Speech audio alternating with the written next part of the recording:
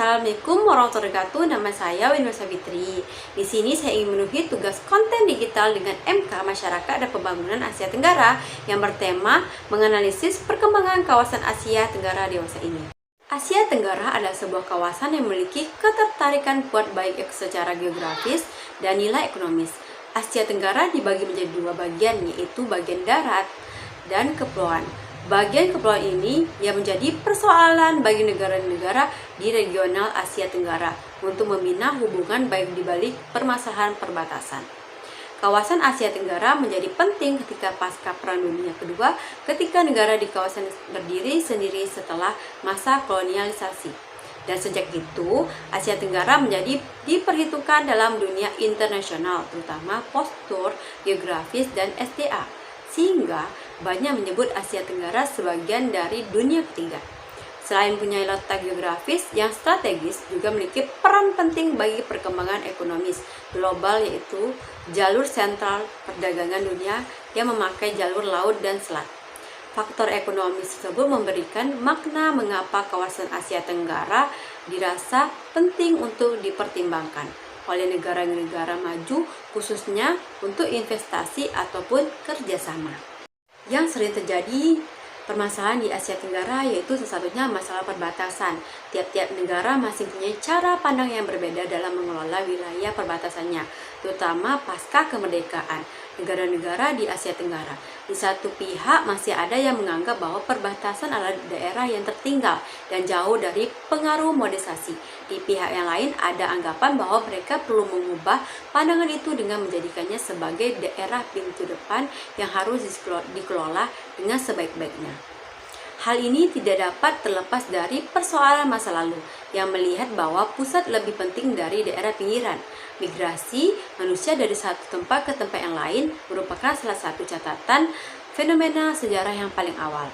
Penduduk di sekitaran melalui migrasi ke wilayah perbatasan karena wilayah perbatasan dianggap sebagai magnet yang berlangsung dalam kurun waktu yang cukup lama. Mereka bertemu dan berpisah, kemudian bergerak ke tempat lain sesuai dengan kepentingannya.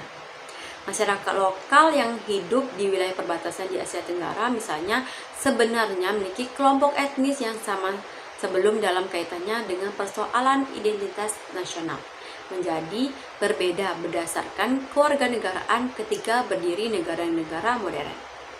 Pada saat terbentuknya negara-negara modern di Asia Tenggara, mereka tidak lagi bersatu berdasarkan kesamaan etnis dan identitas, melainkan sudah menentukan dirinya berdasarkan identitas kewarganegaraan modern yang terbentuk itu. Demikian pula halnya seperti yang terjadi di Kamboja dan Thailand, yaitu orang Kamboja di perbatasan itu pada awalnya yang berasal dari etnis yang sama dan hidup secara berdampingan. Namun secara terciptanya negara modern, mereka lalu terpisah secara politik meskipun secara sosial, budaya, dan ekonomi saling membutuhkan. Hal ini tercermin dari aktivitas perdagangan di wilayah perbatasan yang diwarnai oleh mobilitas manusia dan barang yang cukup tinggi dari pagi hari hingga malam hari. Di samping menggambarkan adanya tingkat aktivitas ekonomi yang tinggi, kondisi di perbatasan juga tidak terlepas dari dampak negatif dari pergaulan globalisasi seperti proses migrasi ilegal dan perdagangan rahasia lainnya, separatisme di negara Asia yang sangat semakin meningkat. Untuk gerakan separatis Lahore yang diberikan pada tahun 1972 dalam suatu wadah yang dibentuk The Lahore National Unionist Party atau yang dikenal LNUP telah melakukan gerakannya di perbatasan Thailand. Mereka mengklaim bahwa mereka mempunyai pendukung 1.000 orang di bawah pimpinan tentara yang terpusat di pegunungan Mong Sai. Demikian pula dengan kondisi di perbatasan lainnya di Asia Tenggara, baik di wilayah daratan maupun dunia kepulauan, telah menunjukkan kondisi yang hampir sama. Dapat dikatakan bahwa masalah perbatasan sama sekali tidak terlepas dari area konflik, meskipun negara modern telah menciptakan nuansa perdamaian, ketergantungan ekonomis, dan sekaligus kompetisi dan kerjasama regional dan upaya mengidentifikasikan wilayah perbatasan itu.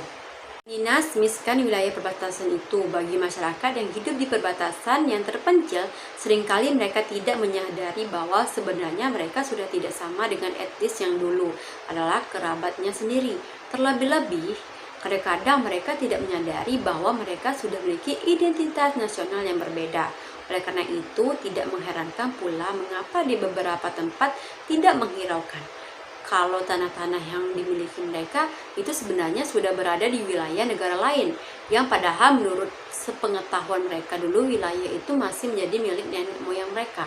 Akan tetapi, karena berdasarkan kesepakatan antara negara kolonial di masa yang lalu, maka penduduk di wilayah itu memiliki identitas nasional yang berbeda dan berada di wilayah negara lain. Peristiwa yang terjadi itu yang selanjutnya itu terorisme. Kawasan Asia Tenggara menjadi salah satu fokus perhatian dunia terkait dengan perkembangan terorisme. Kawasan ini dinilai menjadi salah satu fokus kawasan yang vital di samping beberapa negara di Asia Tenggara, Afghanistan, dan Timur Tengah. Di samping tempat berdomisili dan pembelajaran salah satu jaringan terorisme global yaitu Jamaah Islamiyah. Kawasan Asia Tenggara juga difungsikan sebagai target ancaman dan sasaran terorisme yang didominasi oleh penyerangan radikal kepada instalan vital Asia, penyerangan sporadis terhadap komunitas religi yang lain, dinilai memiliki sistematis sekaligus mengindikasi pola yang bersebaran dan peledakan bom baik dalam skala tinggi ataupun yang berskala rendah pada rentang tahun 2006 hingga 2013.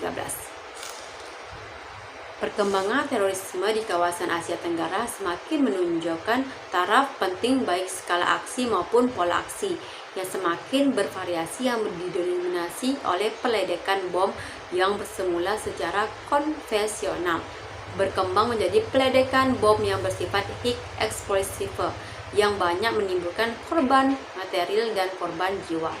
Beberapa negara Asia Tenggara yang menjadi target sasaran terorisme dalam rentang tahun 2005 hingga tahun 2013 antara lain adalah Indonesia, Filipina, Singapura, dan Thailand.